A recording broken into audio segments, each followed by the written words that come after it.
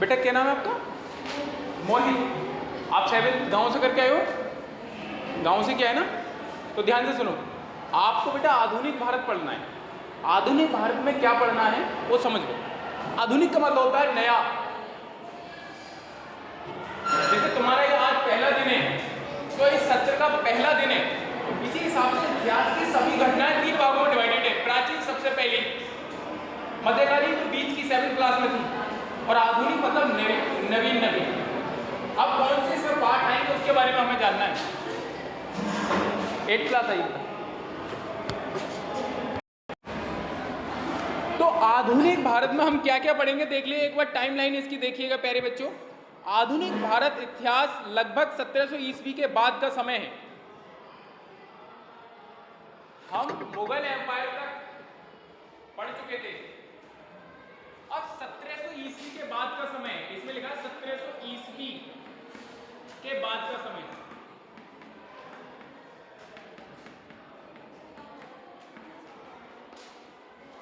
ईस्वी का मतलब 1700 के बाद का इतिहास हम पढ़ेंगे। अभी 2026 चल रही है, तो मतलब कितने साल पहले? लगभग 400, 1700 और 400 मतलब 2026 चली, तो लगभग हम कितना 300 साल पीछे का इतिहास पढ़ेंगे। क्लियर? पूरे 300 साल में क्या क्या अब तक हुआ है उन सब घटनाओं के बारे में जानेंगे आधुनिक भारत। ठीक है?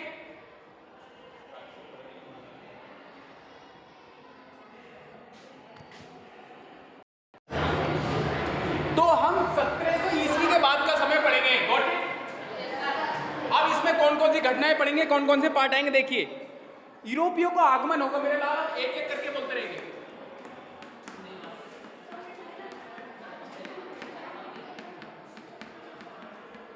यूरोप देश के व्यापारी हमारे भारत में आ रहे होंगे, वास्को डी गामा इसमें आएगा। क्लियर? Got it? यूरोप एक देश है, यूरोप के रहने वाले यूरोपीय का आगमन होगा। क्लियर? एक पार्ट आएगा यूरोपियों का आगमन, कि यूरोपीय हमारे यहाँ पर आएंगे। उनका एकमात्र उद्देश्य होगा प्यारे बच्चों यहाँ पर व्यापार करना। इसमें वास्को डी गामा आएगा और बहुत सारी कंपनियां आएंगी इसमें प्यारे बच्चों वास्को डी गामा आएगा भारत में, फिर पुर्तगाली आएंगे, ये पुर्तगाल ही है, फिर एक डच देश।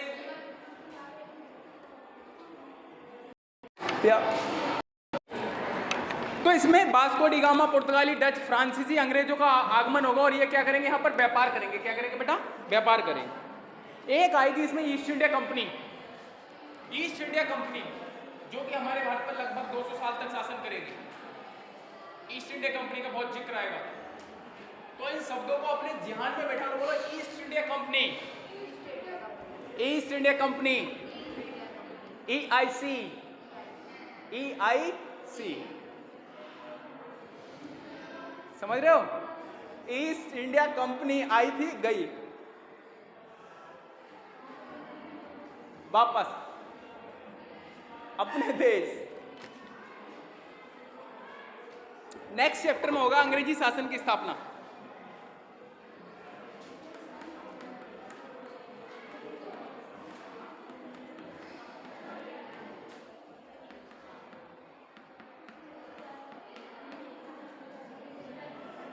अंग्रेजी शासन की स्थापना, अंग्रेजी। तो मेरे प्यारे बच्चों इसमें ईस्ट इंडिया कंपनी जो होगी वो अंग्रेजों की होगी। तो ईस्ट इंडिया कंपनी होगी वो अंग्रेजों की होगी, और अपने यहाँ पर क्या करेंगे? शासन करेंगे। क्या करेंगे? शासन। हमारे यहाँ का पूरा व्यापार, वाणिज्य और यहाँ की जो पॉलिटिक्स है वो सब अपने हाथ में ले लेगी। प्लासी का युद्ध आएगा इसमें, बक्सर का युद्ध आएगा, कंपनी का नियंत्रण आएगा। आपने मुगलों के बारे में पढ़ा था? मुगलों को हराकर, मुगलों के जो प्रांत अधिकारी थे उनको हराकर प्लासी के युद्ध में, बक्सर के युद्ध में कंपनी अपना नियंत्रण हासिल कर लेगी। सबसे पहले यूरोपीय आ जाएंगे, पहले छोटा छोटा व्यापार करेंगे, मतलब छोटा छोटा रिश्वत दिया करेंगे। लीजिए कि आप ये कुछ मतलब रिश्वत लीजिए और व्यापार करेंगे, परमिशन मांगेंगे। एक शुरू के पास इतना तगड़ा साम्राज्य हो जाएगा कि हमारे यहाँ के राजाओं को ही हराकर और यहाँ पर क्या कर लेंगे? नियंत्रण कर लेंगे। क्या कर लेंगे? नियंत्रण। अपना क्या स्थापित कर देंगे? अंग्रेजी शासन की स्थापना, अंग्रेजी शासन। Got it? मतलब अंग्रेजी शासन का मतलब प्यारे बच्चों अंग्रेजों का शासन। और शासन का मतलब होता है जब कोई हमें अपने अनुसार चलाता है। जैसे मोदी जी इस समय देश में क्या कर रहे हैं, शासन। योगी जी इस समय प्रदेश में क्या कर रहे हैं, शासन। तो अंग्रेजों ने हमारे देश में क्या किया मेरे बच्चों, शासन। Got it. आगे आप पढ़ेंगे जब शासन से परेशान हो जाएंगे भारतवासी तो मंगल पांडे जैसे जो वीर होंगे, जो स्वतंत्रता सेनानी होंगे, वो एक संग्राम छेड़ेंगे उनके खिलाफ। 1857 का स्वतंत्रता संग्राम। नंबर 3 आप पढ़ोगे 1857 का स्वतंत्रता संग्राम। बेटा आप रानी लक्ष्मीबाई, झांसी की रानी और मंगल पांडे, इन सबके नाम सुनते हो तो इन्होंने क्या किया था। 1857 का जो टाइम है बड़ा ऐतिहासिक टाइम है। हमारे यहाँ पर जो कंपनी शासन कर रही थी, हमारे यहाँ पर जो कंपनी शासन कर रही थी मेरे बच्चों, 1857 में आकर उसके प्रति एक विद्रोह ने जन्म लिया। उसको बोलते हैं 1857 का स्वतंत्रता संग्राम। तो झांसी की रानी हो या रानी लक्ष्मीबाई हो या मंगल पांडे हो या फिर बेगम हजरत महल हो, कोई भी व्यक्ति वो इस समय याद किए जाएंगे।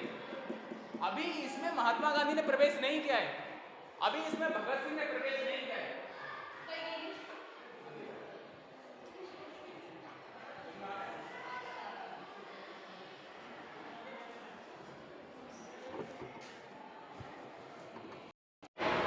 स्वतंत्रता संग्राम होगा, इसमें क्या होगा, भारत का पहला स्वतंत्रता संग्राम होगा। सोचिए कि ये स्वतंत्रता संग्राम हुआ लेकिन फेल भी हो गया, ये फेल भी हो गया, अंग्रेजों ने इसको दबा भी दिया।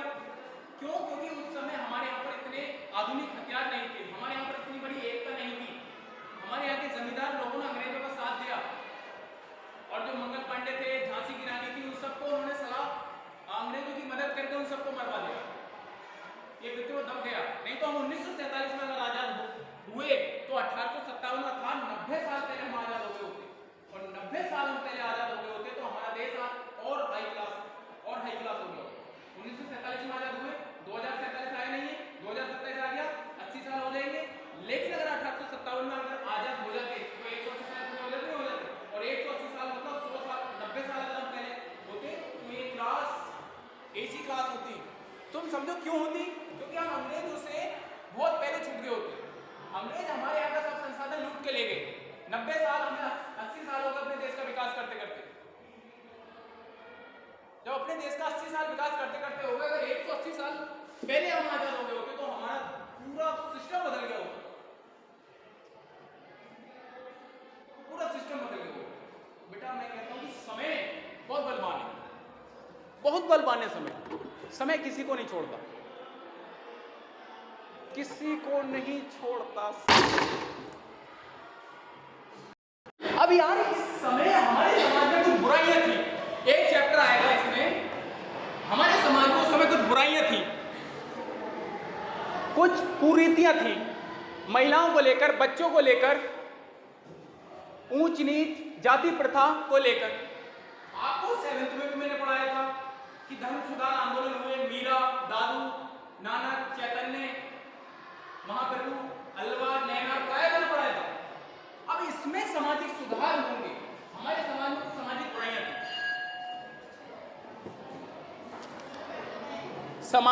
सामाजिक और धार्मिक सुधार। शांत रहे। अब अगला होगा सामाजिक तथा सामाजिक एवं धार्मिक सुधार होंगे। इसमें कौन करेंगे? राजा राम मोहन राय, ईश्वर चंद्र विद्यासागर, ऐसे नाम आएंगे इसमें समाज सुधार करने के लिए। सर सैयद अहमद खान, ऐसे नाम आएंगे। महिलाओं को शिक्षा नहीं दी जाती थी, जाति प्रथा थी और बहुत बड़े स्तर पर भेदभाव था, वो जौहर की प्रथा अभी आगे बढ़ी जा रही थी। तो यह सामाजिक एवं धार्मिक सुधार होंगे कुछ। पहला चैप्टर यूरोपीय आ जाएंगे, ईस्ट इंडिया कंपनी अपना शासन बना लेगी, अंग्रेजी शासन। 1857 का स्वतंत्रता संग्राम होगा। समाज की कुछ बुराइयों को किन किन ने दूर किया इसके बारे में पढ़ाया जाएगा। फिर तुम देखिए जैसे सती प्रथा का अंत होगा, शिक्षा का प्रसार होगा, समाज सुधार आंदोलन होंगे, राजा राम मोहन राम आएंगे, स्वामी दयानंद सरस्वती आएंगे, तो उस वाले चैप्टर में आएंगे स्वामी दयानंद सरस्वती। जीके किसी को क्यों याद नहीं होता? क्योंकि जीके वो फैक्चर वाइज चीजें याद नहीं करते। जीके पढ़ाने के लिए टीचर उस हिसाब से प्रिपरेशन नहीं करते।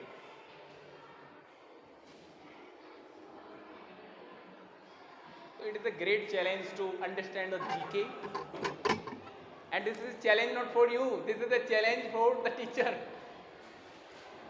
Are you got my point? खुशबू यादव समझ रही हैं? अब उसके बाद होगा राष्ट्रीय आंदोलन। कल बढ़ाऊंगा, राष्ट्रीय आंदोलन होगा। अब अपने देश की आजादी के लिए राष्ट्रीय आंदोलन, महात्मा गांधी आएंगे इसमें, भगत सिंह आएंगे। अगले चैप्टर में क्या होगा? राष्ट्रीय आंदोलन। पढ़ाओ यार।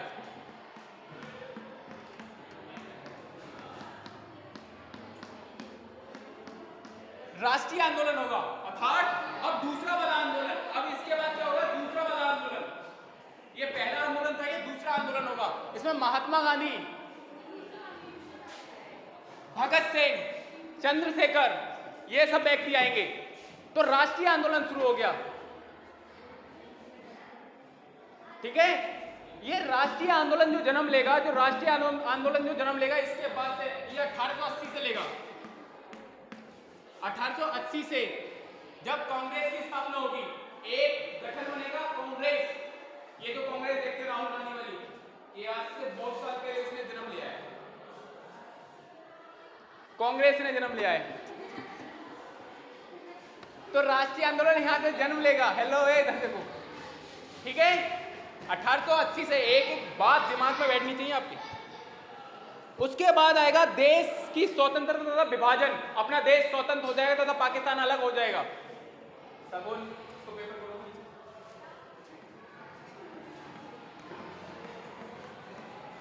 स्वतंत्रता एवं विभाजन।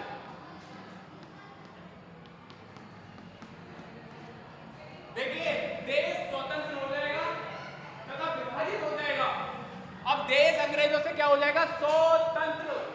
लेकिन एक दुख की बात होगी कि हमारे देश का विभाजन हो जाएगा, हम बट जाएंगे, पाकिस्तान उधर, हिंदुस्तान इधर।